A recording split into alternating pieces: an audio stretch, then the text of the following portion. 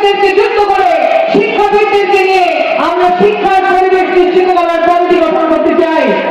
আমরা যোগাযোগ ব্যবস্থায় নদী, রেল এবং সড়ক পথ উন্নয়নের পদক্ষেপ নিতে চাই। ঢাকা থেকে বরিশাল পর্যন্ত 6 লেনের রাস্তা আমরা নির্মাণ করতে চাই।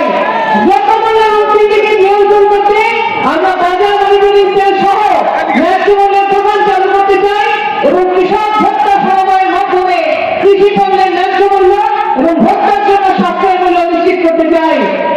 আমরা এই বরিশাল, আপনারা জানেন এটা ছিল ভেনিস, সেই ভেনিস আজকে আমরা দেখি সেখান থেকে খাল ভ্যানিশ হয়ে যাচ্ছে, সৌন্দর্য ভ্যানিশ হয়ে যাচ্ছে। সেই বরিশালকে আমরা পর্যটন বান্ধব নগরীতে পরিণত করতে চাই, পর্যটনশীল বিকাশ ঘটাতে চাই। নদী ভাঙন রোধে আমরা বিজ্ঞান ভিত্তিক পদক্ষেপ নিতে চাই এবং যে শহরে নির্বাচনের প্রার্থী নারীদের সাথে কথা বলেন না, সেই শহরে